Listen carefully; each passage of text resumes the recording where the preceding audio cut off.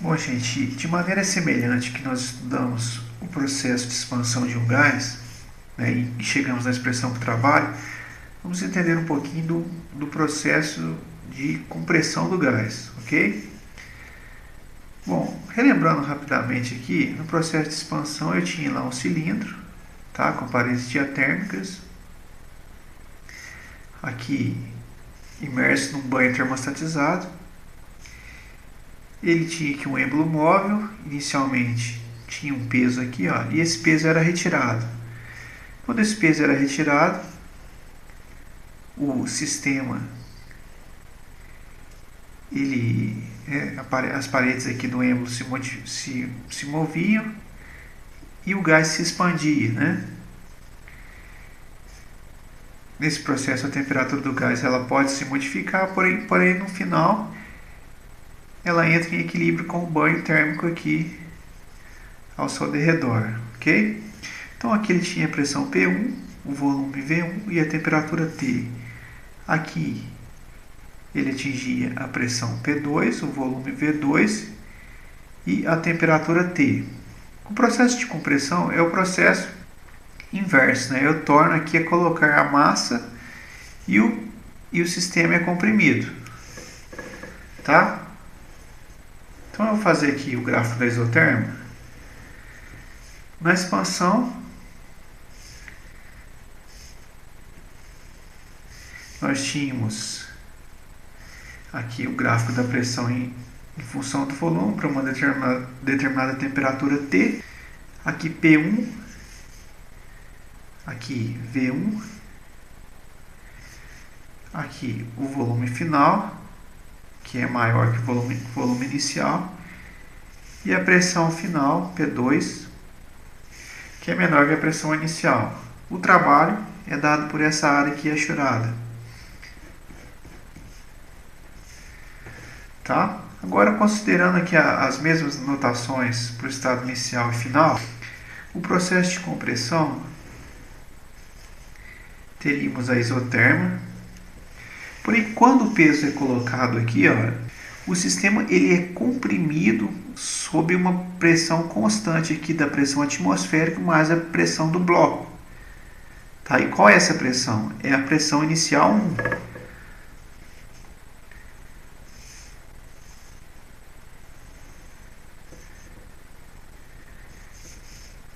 O trabalho nesse caso é dado por essa área aqui, ó.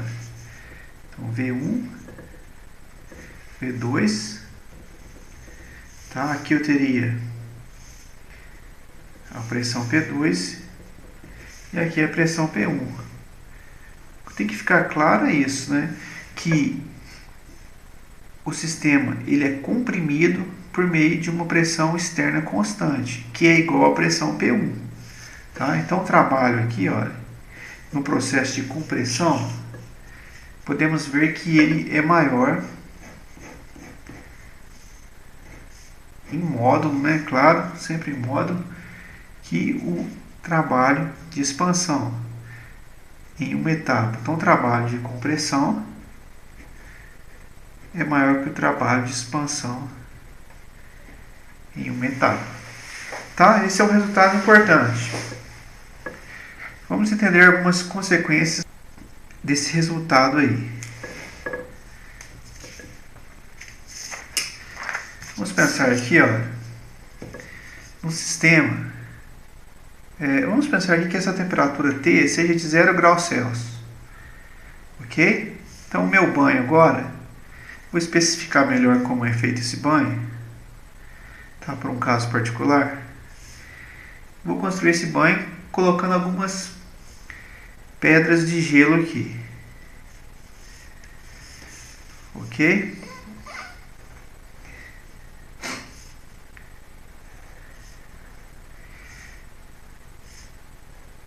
Então, na pressão de uma atmosfera, esse banho aqui está a 0 graus Celsius. Existe uma determinada massa de gelo aqui. Tá? Eu tenho P1, V1 e T. E inicialmente eu tenho um bloco aqui. Quando eu retiro esse bloco, o sistema se expande.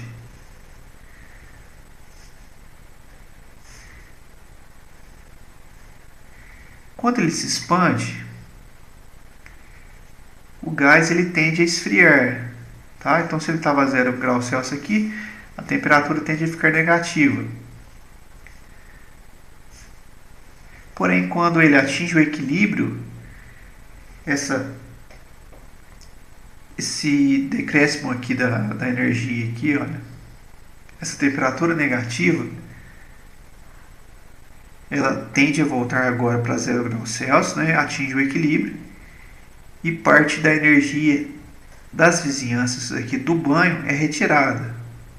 Tá? Então, eu vou colocar aqui uma seta aqui do calor entrando, da energia na forma de calor sendo absorvida pelo sistema.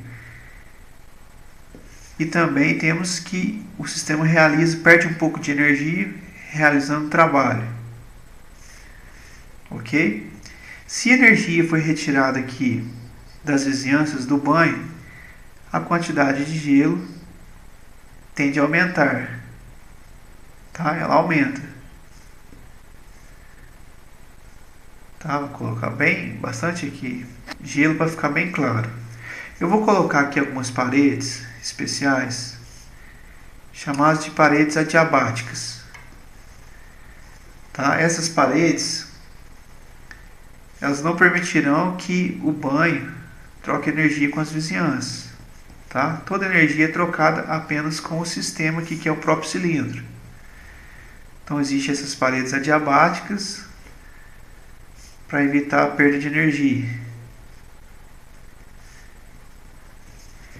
Então, aqui eu vou ter uma pressão P2 e uma temperatura T. Ok?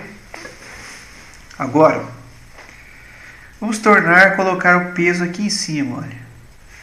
E a figura seria essa, né? Mas eu vou redesenhar ela aqui embaixo. Quando eu coloco o peso,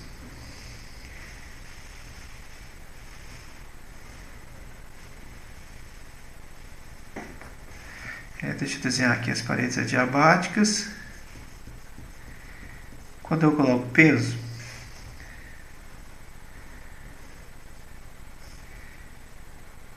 o volume do gás diminui, tá? Ele vai atingir aqui a pressão 1 novamente, tá? Porque o gás tem que estar em equilíbrio com a pressão externa, e a pressão externa é a mesma inicial, é a pressão da atmosfera mais a pressão do bloco. Ele vai estar na temperatura T, porque ele entra em equilíbrio com o banho térmico aqui, tá certo?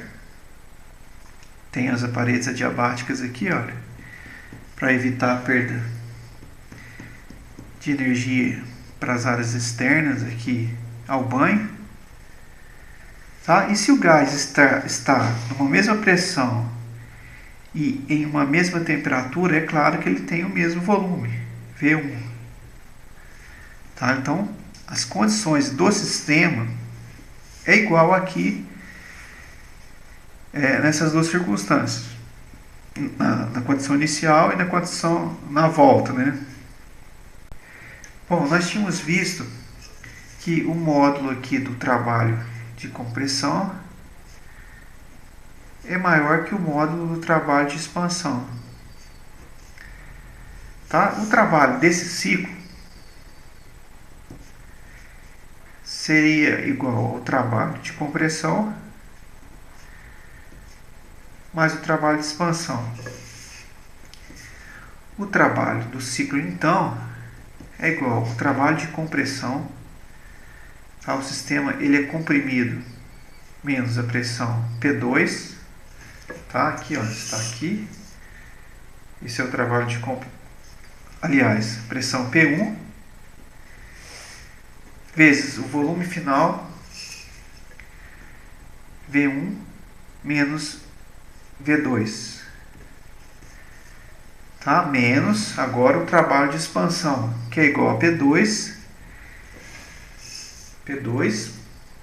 vezes V2 menos V1.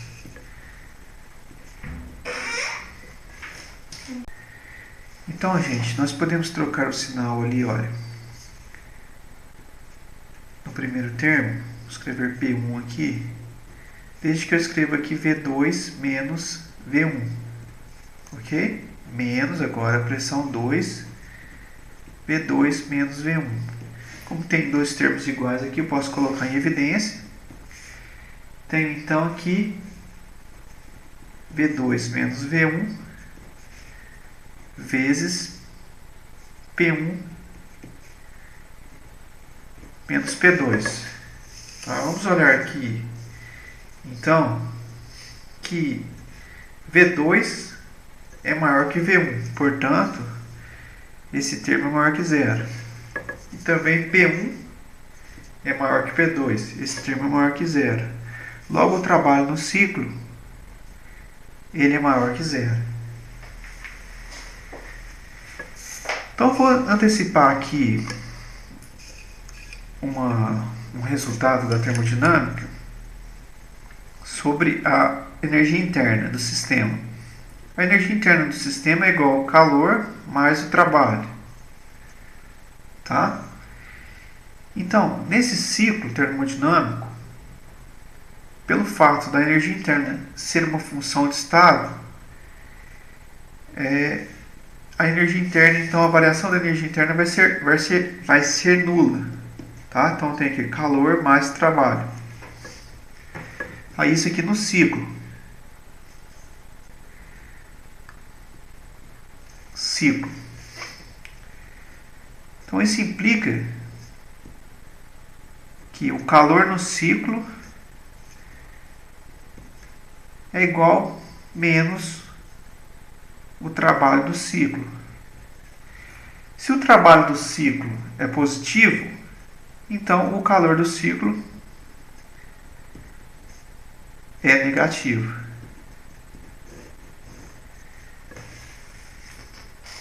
Vamos guardar essa informação, tá?